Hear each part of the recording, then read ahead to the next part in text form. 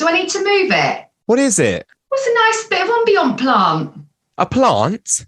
A plant. You said make it look ambiance. Ambiontic. No, I meant the sound. You're not on video. We're on podcast, love. Oh, thank for that. That's good. That's brilliant. Don't worry. I've wasted my time. You don't need a plant in the corner for a podcast. Oh, I could bring you nearer me then. Oh, no, I wouldn't do that. No, hang on a minute. I've got tired eyes. Hi, I'm Martin, and welcome to Upgrade Your Day, the podcast. And the main reason for that was after teaching yoga, I realized the mind was a huge element of it. And the first thing I learned in my training in NLP was that the mind sends triggers to the body. The body doesn't know the difference between reality and non-reality. So if you're every day giving yourself sabotaging thoughts and punishing yourself and being unkind to yourself in your mind's eye, that seeps into your body. And actually, this can over time cause ill health. So today I talked to my lovely friend Izzy from Pure Divine Wellness. Is that what it's called? Yeah, it changes. She changes her name quite a lot. 1 minute she was Liz, and then she was Elizabeth, then she was Izzy, then she was Wizzy, and then she's certainly very busy. Oh dear, I think I need more sleep, or maybe less sleep, I don't know. But yeah, she changes a lot. However, I think at the moment she's Lizzie, so we are good. She's a dear friend of mine. We first met when we started drama school, and then when I worked in Crete, as a lot of you know about. You've heard stories about that on this podcast so far. We worked together there. She came over because we're short of a singer, so she came over to join us. And then since then, we have spent so much time together. We've lived together. We've laughed together, we've cried together, and we're both now on a wellness journey, which is really, truly amazing. So she's fascinating. We go around the houses, we go up and we go down like a lot of friends who start chatting. So there's a little bit of everything. I hope you're going to really enjoy hearing what Lizzie has to say. Here she is.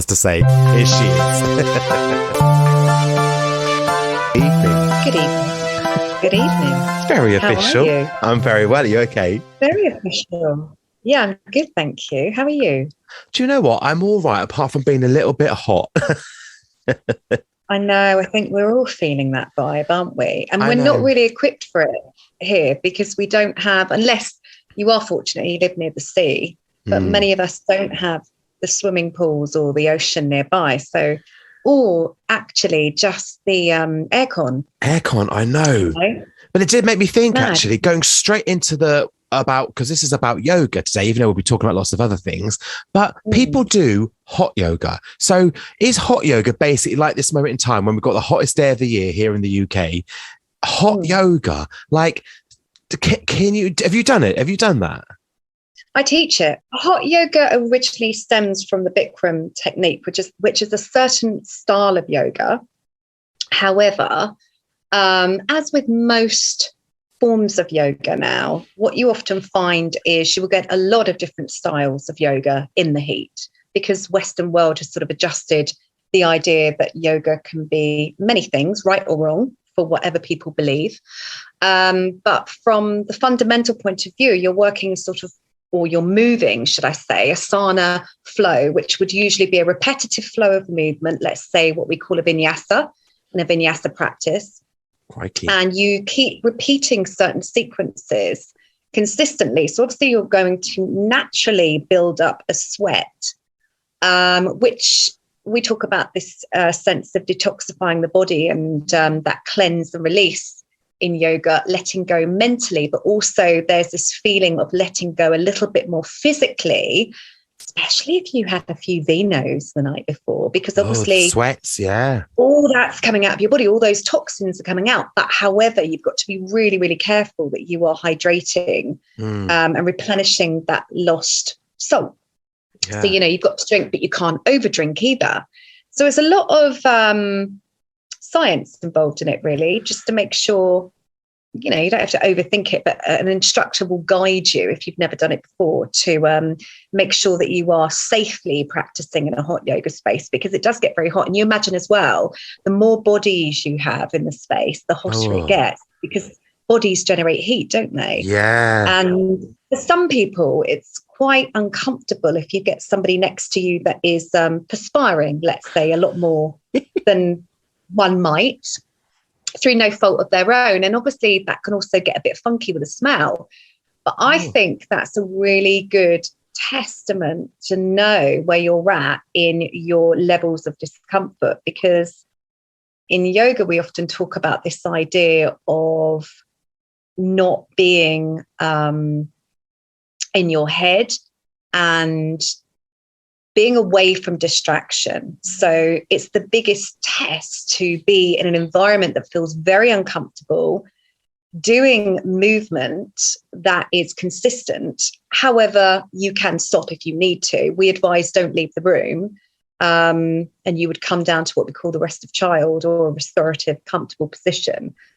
But many people in the beginning, they feel nauseous. It's very natural. You might feel like you're getting a bit of a headache, that oxygen level as you're moving your head below the heart, So obviously there's health and safety. Well, it's if about... you just had a triple bypass, maybe don't do it. Of course. But it's about letting go, isn't it? Just letting go and trusting in your instructor. And like you say, I think if you're doing yoga for whatever reason you're doing it, I personally would just be like, whatever happens, whatever happens. Because it's about farting, don't you? Because that, lets out. Because I did yoga about 3 years ago. I did a session. I thought, let's give it a go. And I really enjoyed it. However, the next day, I genuinely, every part of my body ached like never before, which felt good. It was a good thing. I knew that everything ached. It was amazing. And then of course I was meant to go back a couple of days later, and I just thought, I can't do it. I cannot go back because I feel really, I was really aching. So I left it a few days, and then as always, life just gets in the way. And before you know it, 3 years have gone by and I never returned. But I genuinely was, the whole body ached from my toes to the tips of my fingers. But it felt it felt like I'd done something with my body good. Yeah. And that's what we often say, the times that there's a difference between discomfort and pain. So what my advice would have been to you is, no, you must come back. You must try and keep getting into it, because the easier it becomes and the more supple you'll become as you start to open the body, open the hips. But it's with consistency. But with that, being mindful as well as to some days you go into the space, like a day like today, for instance, I'm teaching this evening. It's not hot yoga, but I know people are going to be very fatigued. I know people are going to, with that, feel more frustrated than usual. And what I say, regardless of if it's a hot yoga or not a hot yoga, is let go of any inhibitions, let go of any expectancy. Don't worry about what your neighbour's doing. Don't have any judgment, because where you're at in your practice is not where someone else is at.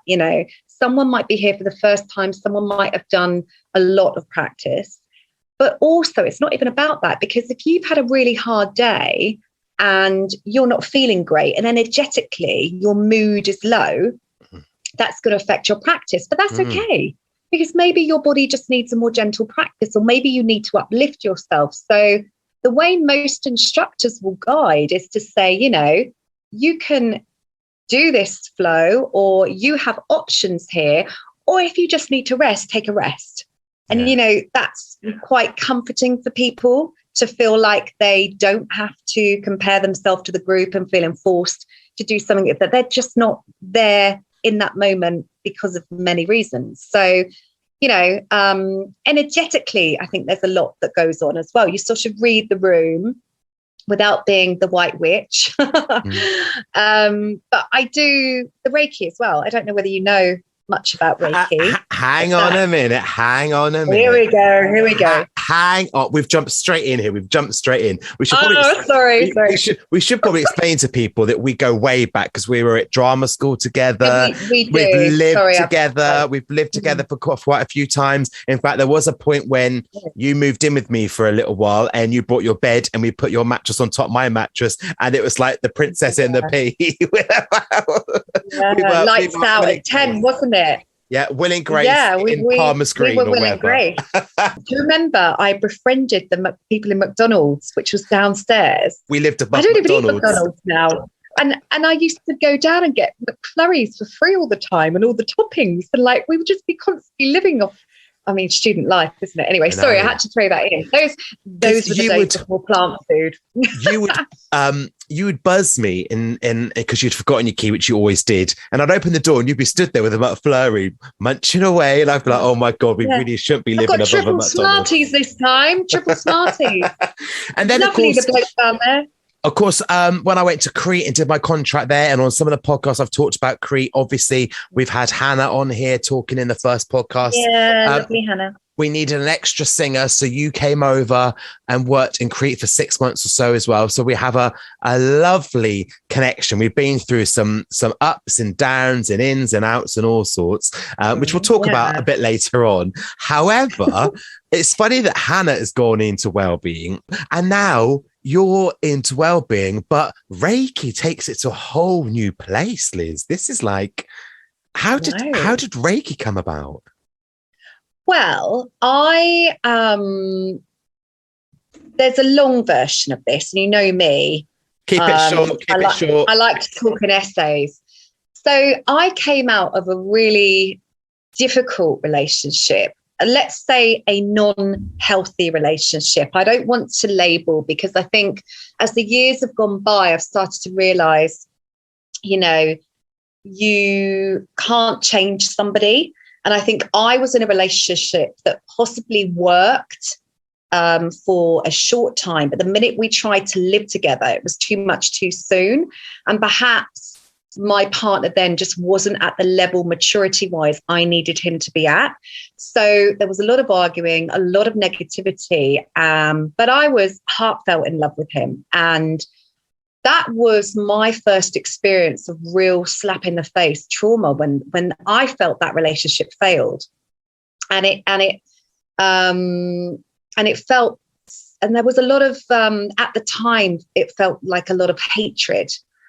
And I internalized that. So we went our separate ways, and I felt he moved on with his life, and I was the one on the bathroom floor, let's say, and I was trying to pick up the pieces. And I'd always been very the happy-go-lucky, and I kind of lost myself. I don't know if you remember, but I was a real shell of myself, and I guess now it would probably be, I guess, diagnosed as a maybe a bit of a breakdown, depression. But I did have a bit of counselling at the time when I just couldn't get myself, because you want to snap out. But when you're in that moment, it's not easy to snap out, as I'm sure anybody can relate that's gone through trauma of any kind. So I'm not against counselling. It just, for that moment in time, wasn't working for me. And I don't know why, but I passed somewhere, and this advert said Reiki. And I thought, what is that? Never heard of it. So I picked up the advert, and I was so desperate and so needy to get back to myself, to not have those feelings. I thought, well, I'll give it a go. I'll just give it a go. And that's when I started having Reiki, and that was about 20 years ago. And honestly, I've always been... anything, I'm open to the universe, but anything unknown, I get the heebie-jeebies really, really easily, really quickly. So the thought that you could experience something in the physical body which was unexplained was scary. But also, when you find a level of trust with your practitioner, you also come into a connection with your body like you will never experience. But you have to be open to what's occurring, which is a real trust, as I said earlier. And it took time, but the more I went, the more open I became.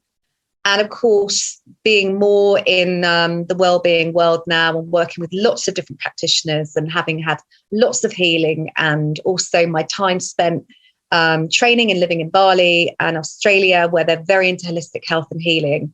I've visited shamans, I've had lots of healing.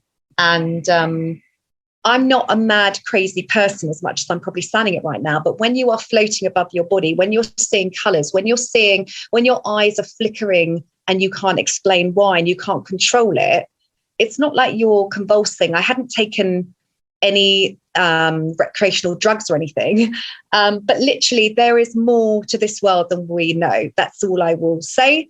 And that's open for opinion. But until you go and experience or have a treatment like that, you'll probably never really understand it, which I say that with the utmost respect. But and that really opened my eyes to Reiki. And then in the lockdown, of course, many of us did courses and different things.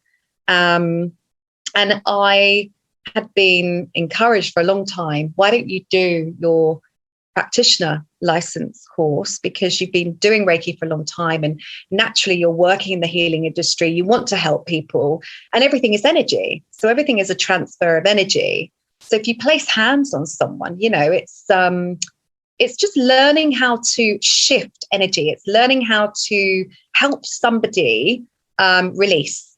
And we hold so much in the body. I'm also an NLP life coach. I did my master training in NLP a few years back.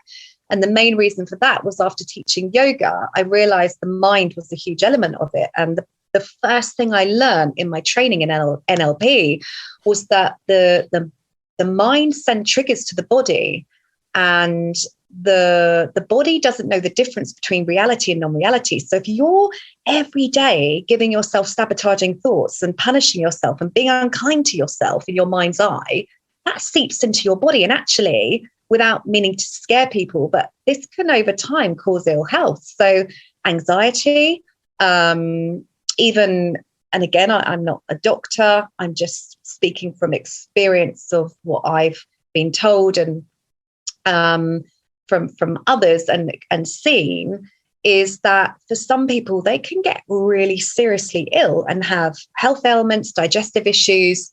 And maybe there was always hereditary things going on health-wise, but these sabotaging thoughts are almost feeding into that other health ailment and making that 10 times worse. Does that make sense? Yeah.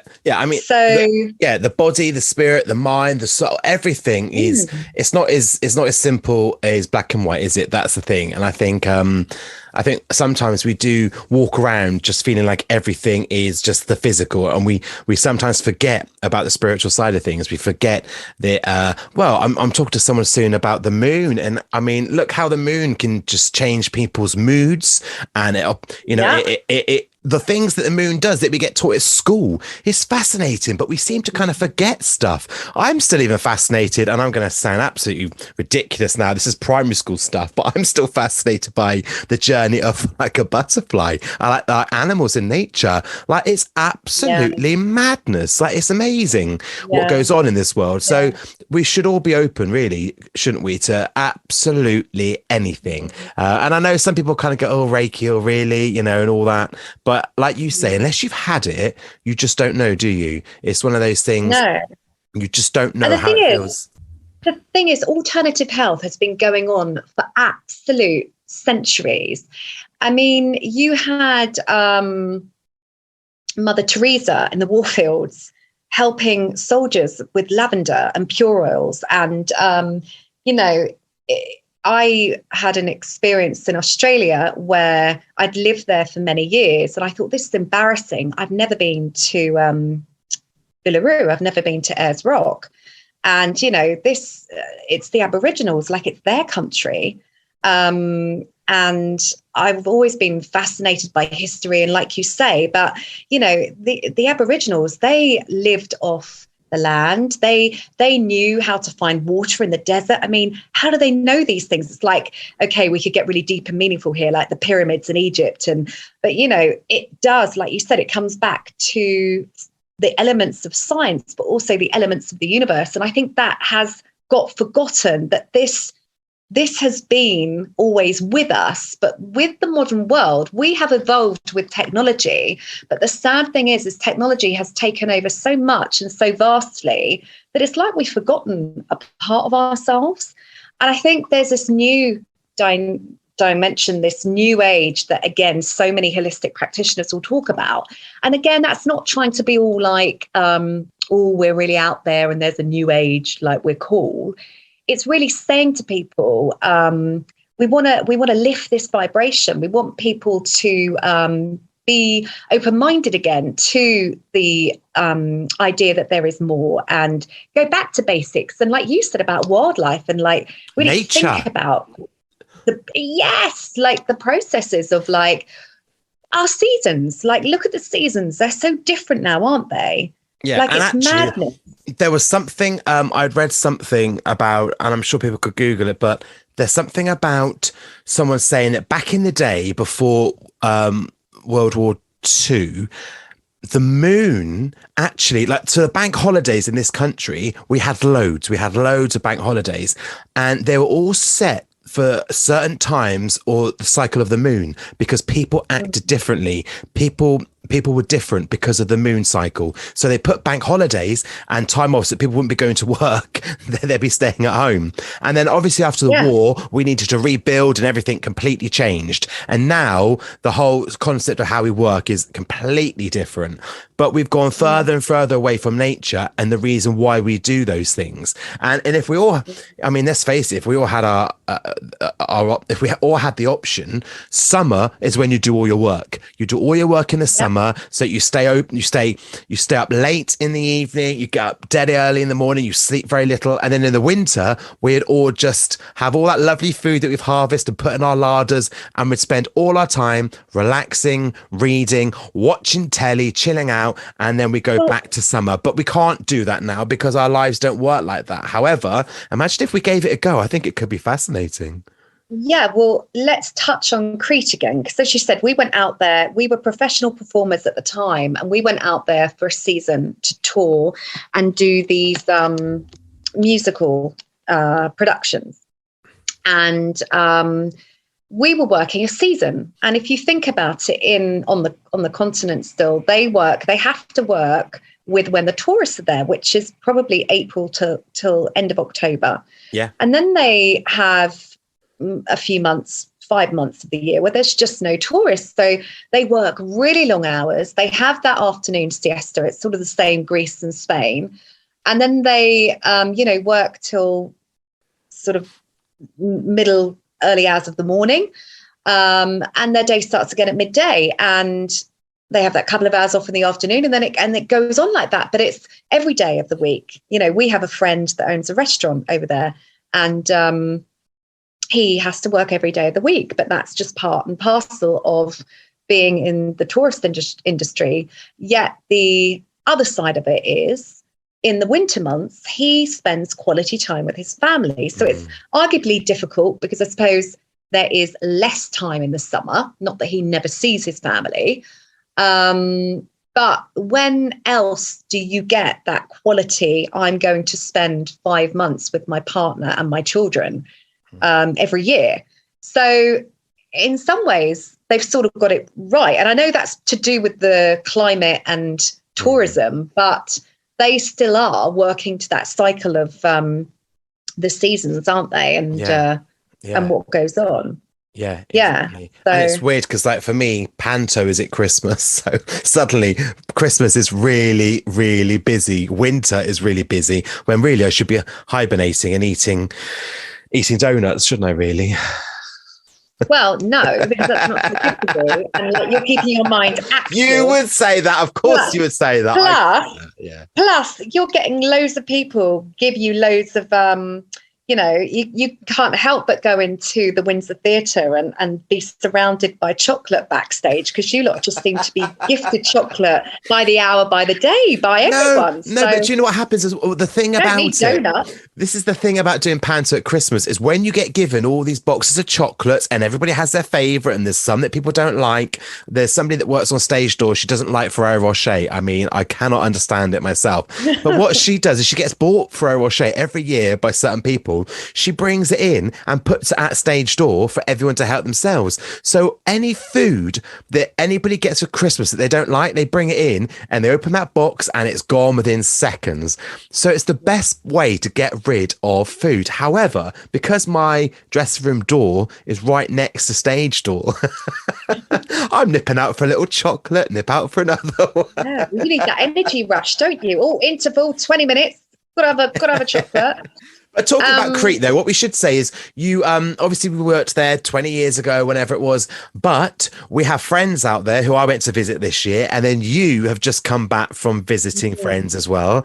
How was it? Yeah. Because I saw photos on your social media of you doing yoga outside in the sunshine in front of those beautiful hills with all the goats on. Oh my gosh, it's just amazing. idyllic. It's absolutely idyllic. I mean, I went over a few years ago after our friend got married, and she and her partner had built this stunning house in the mountains, about 20 minutes outside of town. And it is just incredible, like you said, the views and everything. But they have a terrace, and it's just perfect. It's like a outside yoga space that it wasn't designed for yoga, but I was like, this lends itself so well. And I sort of joked with her at the time and said, "Oh, I need to come over here and do a yoga retreat." And she said, "Oh, yeah, you should." And then of course, I disappeared. I think I went back to Australia for a bit, and then we had the COVID, didn't we? So this time I was over there with fresh eyes, and I was really like, it's ridiculous now. And we've talked about this reunion next year, and I definitely would like to do a retreat over there. And I haven't actually, I probably shouldn't be saying this live on here, but I really think it's ridiculous that you, me, and Hannah possibly will be there at the same time, and that we're not going to try and work together on something over there for a few out days. There. As the universe. This is what we've been talking about. Put it out there. Everyone, I'm sort of joking around on social media saying, isn't this beautiful? Who would like to do a retreat here? And so many people have messaged me. Obviously, you know, you've got to get the dates right for people and stuff. But it's just stunning. And of course, we know the area so well. There's so many beautiful beaches and stuff nearby, beautiful walks. Yes, it's hot, but, you know, we could be tour guides. We could have a lovely itinerary. I could be offering Reiki as well and coaching. You could be doing your meditation. Wow. So I can do my woodland meditation. I can do my mindfulness courses, my 3-minute upgrade. You can do yoga and your Reiki. Hannah could be doing all sorts as well. She has all the attributes. So between us, I'm like, it would lend itself so well. And I have found a space, so we need to talk. Oh my God. Hang on. Yeah. How is the space? What's it like? Is it nice? It's lovely. It's absolutely beautiful. The only thing is it's on the other side of the island, which is only an hour drive away. Oh, we don't do that. No, we don't do that, Liz. We have to stay solid to the north. We have to stay solid to Wretham on. The thing is, there are other spaces. It's just a lot of elements involved, isn't it? When you're looking to run a retreat, and you've got to think about, like we said, the climate, the time of year, the age group of people that are coming. But there is so much potential there. And of course, it's in our hearts because we spent a lot of time there, and we still have friends there. And I think where you have so much love for a place, it just, you know, it's almost insulting not to try. Like we have all the links, like you said, put it out to the universe. But I've been talking about doing these retreats for so long now. And I just need to get the ball rolling on it. If anybody knows anywhere in Crete, preferably Wretham. However, I think the south side is very bohemian, isn't it? I've heard a lot of really good things about the south side. The place is near Hanya. And we do have a good friend that's there currently working on locations for us. And so message me, Martin at upgradeyourday.co.uk if you know of anywhere. Ask the universe, Liz. Ask the universe. Who knows? And before a reunion, we could do a little week's retreat for people, couldn't we? Mm-hmm. Well, this is what I'm saying. It ties in, and it's stupid not to do it. And when I was in there, I don't know if anyone saw, not plugging, but on my Instagram, Pure Divine Wellness. It's Pure Divine Yoga, Pure Divine Wellness. So I sort of am plugging Go for it. www.puredivinewellness. Plug away. There you go. But you can get on my mailing list. So if you are interested in a retreat in Crete, that rhymes, retreat in Crete, please do get in touch, because the more of you that are keen, the more we can get this happening. But I also, if you saw any of my Instagram posts, or feel free to have a look, in this little shop in the mountains is this herbalist shop and this healer, and she makes all Cretan oils and teas, and she's a fascinating lady. And she says, oh yeah, you come and you bring groups and we do workshops. So there's things going on there that would be real experiences. And on the top of the hill, there's the Taverna Fantastico, which is still there. Oh, so we trek up the hill and we go and have a beautiful lunch that looks all over the town. And this stems for miles, because you're also looking all over the Aegean Sea, and it's just simplistic life. And that's what's so beautiful about it. It's organically raw and beautiful. And, the goats are sort of chewing the curd to the side of the road, and everything's a bit ramshackled and nothing is perfect. But that's what I love about it. And that reflects the whole yoga journey with myself. I constantly say to people, it's not perfect and it's never going to be perfect. But remember, perfect is just an idealism of what you think perfection should be in your mind's eye. So the more we can let that go, and it's okay to have things a bit hit and miss, or things don't always go to plan, or we were going to do this and now we're doing this, or just letting stuff go, I think, is really important.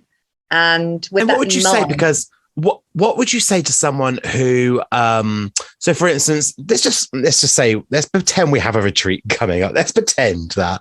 And if somebody were to come along, they're like, oh, I'm very interested in like the mindfulness side of it, or maybe even the Reiki or et cetera, but I've never done yoga or something like that.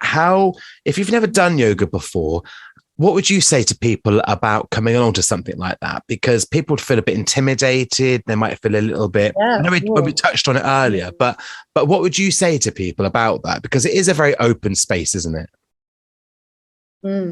When I first got into yoga mainstream, I'd always done a bit between performing, because you would do a lot of core, which was more Pilates back in the day, but there was always a bit of yoga in the background going on, as there is for a lot of people in movement and dance.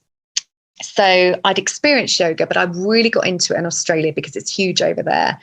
And I had an injury, and I also had loss, so I had grief.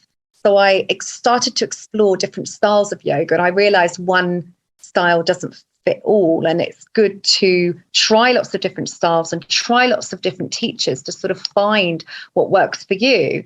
So the type of teacher that I've become is one that embodies lots of different styles in one class, so that you're feeling like you're getting a little sample of everything. So I try and work for somebody that's never done yoga to come to my practice, that's a beginner, that perhaps wouldn't feel so intimidated because of the way I'm guiding the practice.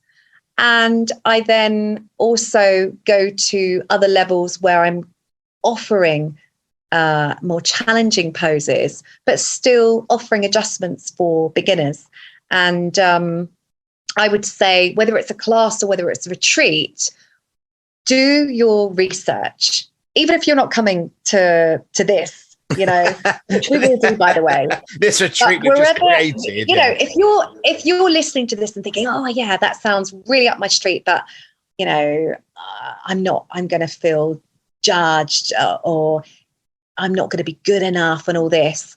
Do your research. Exactly the same as when I went to do my yoga training to become a teacher. I did a lot of research, and I did my training for me.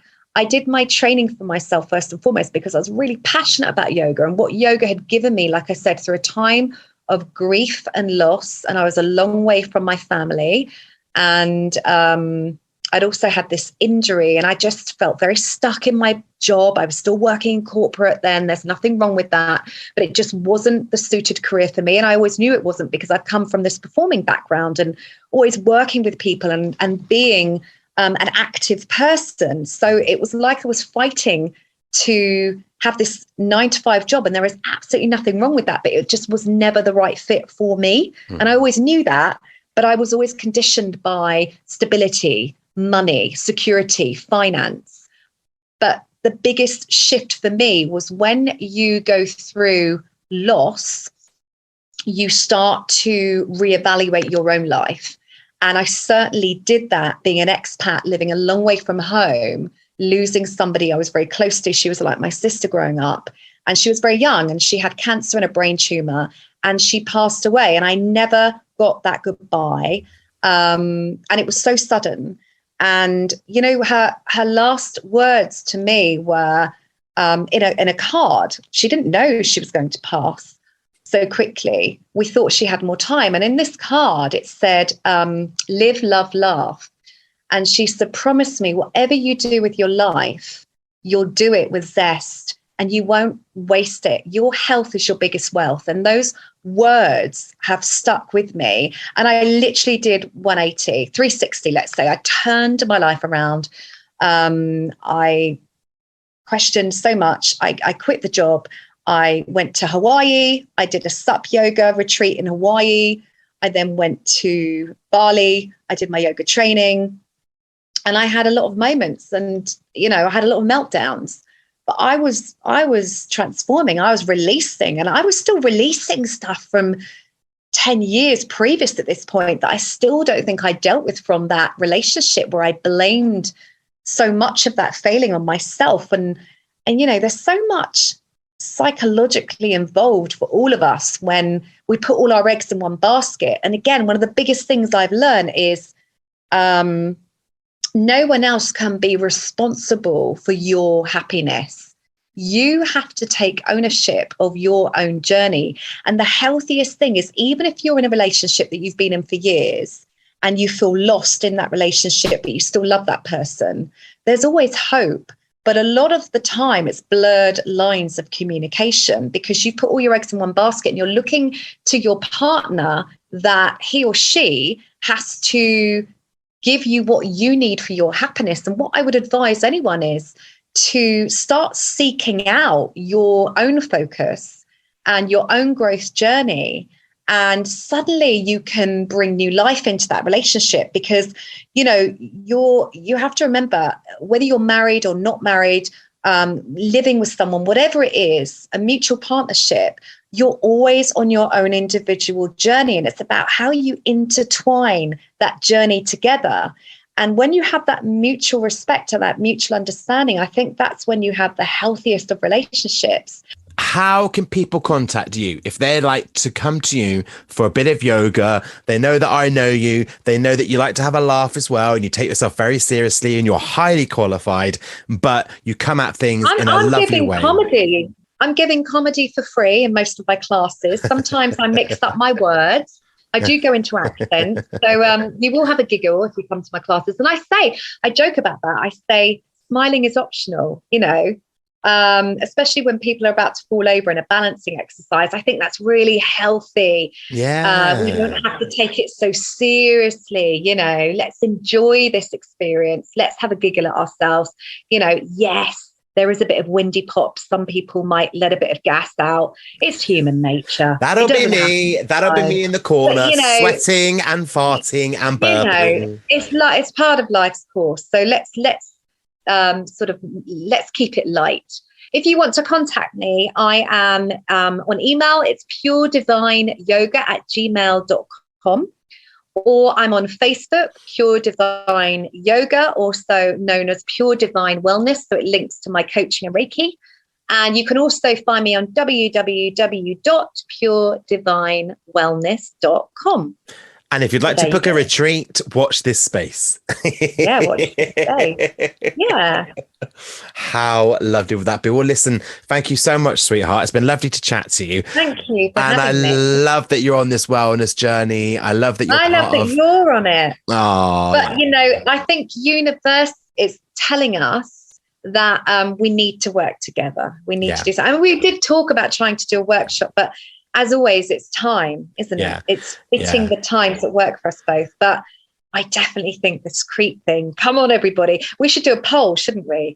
Come on, message in. Collaboration is everything. Collaboration is everything. We can do it. We'll make it work. We'll make it happen. We'll make it work. Yeah. Right, darling. Well, thank you so much. Have a lovely evening. Wish you the best. Well, you got hot yoga now. I was going to say go and chill out and have a cold shower because it's so hot today, but you're about to throw yourself into a hot room. Let's hope that I usually say we want the aircon off because we want to warm the muscles. But today I think we'll have everything on and the doors open, But what a thought. Well, lots of love. Thank you, my love. Thank you, darling. All right, lots of love. Thanks for having me. Bye-bye. So there you go. If you think we should run a retreat in Crete, working title, then message me, martin@upgradeyourday.co.uk, if you would seriously consider coming on a retreat. It would certainly be a hoot, that's for sure. I do believe in putting things out there. I do believe that when you put it out there for people to see, to read, to hear, that's when good stuff comes back. That's when the magic happens. So who knows? As always, you can leave a review, leave some stars. I'd really appreciate it. You don't have to. It's completely up to you. And if you want to message me about absolutely anything, martin@upgradeyourday.co.uk, and you can check out all of the things we've got going on at the moment with the woodland meditation, with the workbook, and with the rambles, and everything else is on www.upgradeyourday.co.uk. I'm really, really happy that you're here and you're listening to this podcast. It means the world to me. And people are now starting to come up to me and say, we're loving your podcast. It really gives us a lift to our day. We really enjoy your banter. So it's nice that people aren't mentioning Kevin or Basil or Pantomime. It's the podcast. So I can only thank you guys for listening to it. And there's lots more to come. Thank you. Have a great day, everyone.